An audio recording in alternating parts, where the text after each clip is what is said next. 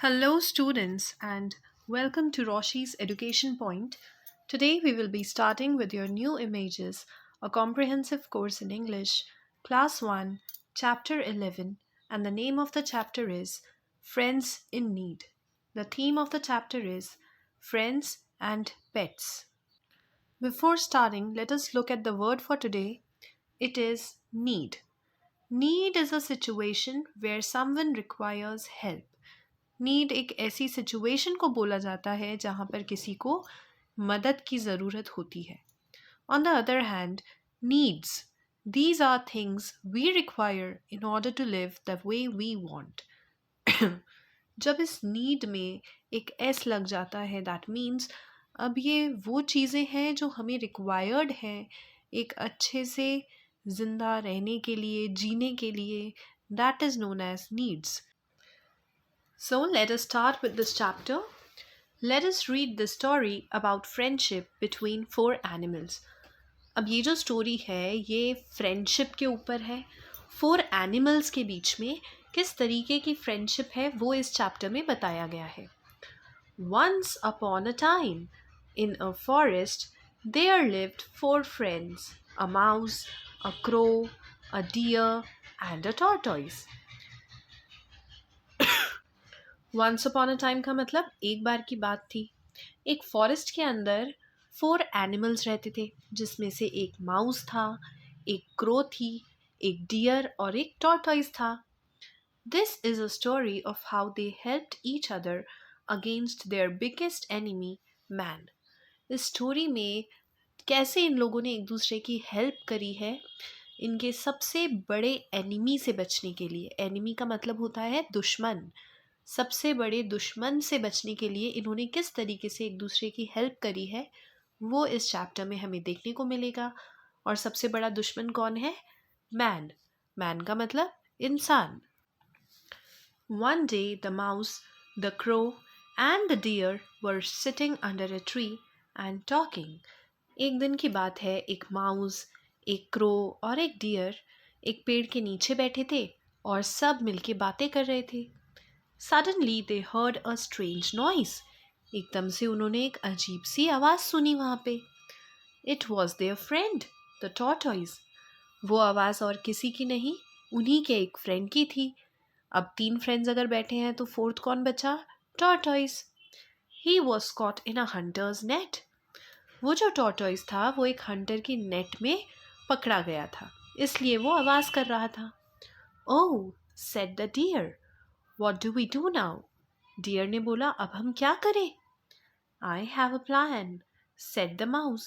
Mouse ने बोला, मेरे पास एक प्लान है. He told the deer and the crow about his plan. Mouse ने अपने प्लान के बारे में डियर को भी बताया और क्रो को भी बताया. The three friends were ready to help their friend, the tortoise.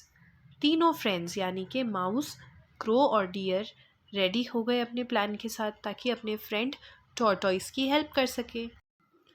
The deer went near the tortoise. Deer जो था वो टॉर्टॉइस के पास गया. He lay down on the ground and pretended to be dead. Deer ने क्या करा कि वो टॉर्टॉइस के पास गया और वहाँ पर ज़मीन पे जाकर लेट गया और उसने ऐसे एक्टिंग करी कि वो मर गया है. The crow flew towards the deer and pretended to peck at him. Crow ने क्या करा कि उड़कर डियर के पास आई और अपनी बीक से, चोंच होती है क्रो के पास, तो उस चोंच से ऐसा एक्टिंग करी कि वो उसको हिट कर रही है. The Hunter picked up his net with the tortoise inside it. As he started walking home, he saw the deer. Hunter ने अपनी नेट उठाई जिसके अंदर टॉर्टॉइस था और वो उसको लेकर अपने घर की तरफ जा रहा था. जैसे ही वो रास्ते में जा रहा था उसने देखा कि वहाँ पर तो एक डियर है.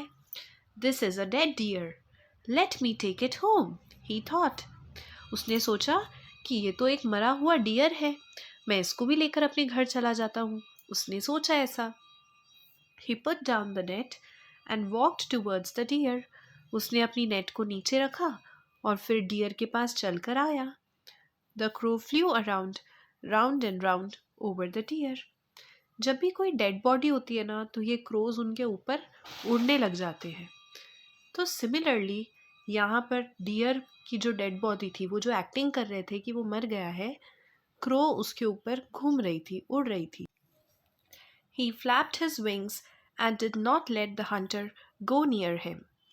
क्रो ने अपने विंग्स को फ्लैप करा, यानी कि उड़ाया, उसको इधर उधर किया, और हंटर को नेट के पास नहीं आने दिया, डियर के पास नहीं आने दिया।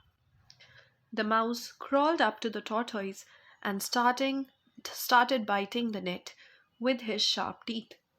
इतने में ही माउस धीरे धीरे क्रॉल करता हुआ, रेंगता हुआ टॉर्टोइस के पास चला गया और उसने अपने तीखे तीखे दांतों से नेट को काटना शुरू कर दिया। While the crow kept the hunter busy, the mouse set the tortoise free. एक तरफ तो क्रो ने बिजी करके रखा था हंटर को, और दूसरी तरफ माउस ने टॉर्टोइस को फ्री कर दिया था। Once the tortoise had escaped, the crow let out a loud caw and flew away. जैसे ही क्रो ने देखा कि टॉर्टोइस आज़ाद हो चुका है, बच के वहाँ से भाग चुका है, तो उसने ज़ोर से एक आवाज़ लगाई और क्रो वहाँ से उठकर चली गई। The deer too got up and ran away quickly. Deer भी वहाँ से उठा, क्योंकि उसने वो आवाज़ सुन ली थी, उसको पता चल गया था कि उनका जो फ्रेंड है वो उस ट्रैप में से बाहर आ चुका है। तो डियर भी वहाँ से उठा और भाग गया। The Hunter was shocked. Hunter तो एकदम से शॉक हो गया, उसको समझ ही नहीं आया कि ये क्या हुआ। He went back to the tortoise. वो वापस से टॉर्टोइस के पास गया ताकि चलो डियर नहीं मिला, कम से कम टॉर्टोइस को तो लेकर वो घर जाए। But he found that the net was torn and the tortoise had gone.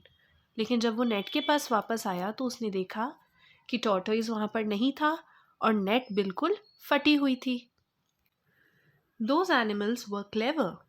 Clever का मतलब चालाक। वो एनिमल्स तो चालाक थे। If only I had not been so greedy, he thought. Hunter सोचता है, अगर मैं ज़्यादा लालची नहीं होता तो कम से कम टॉर्टोइस तो मिल जाता मुझे, लेकिन डियर को लेने के लालच में टॉर्टोइस भी उनके हाथ से चला गया। The four friends met again under the tree. चारों फ्रेंड्स दोबारा से एक पेड़ के नीचे मिलते हैं। They were happy that they had tricked the hunter. Tricked का मतलब उन्होंने हंटर को बेवकूफ़ बना दिया था, तो वो लोग तो बहुत खुश थे। They were true friends who always helped each other. वो लोग एक सच्ची मायने में एक अच्छे फ्रेंड्स थे, क्योंकि उन्होंने एक दूसरे की मदद करी थी, हेल्प किया था। With this, your chapter is completed. I hope you understood it. If you're having any doubt, you can write me in the comment section below. If you want to contact me, my email ID is provided in the description box. Thank you so much. Keep watching.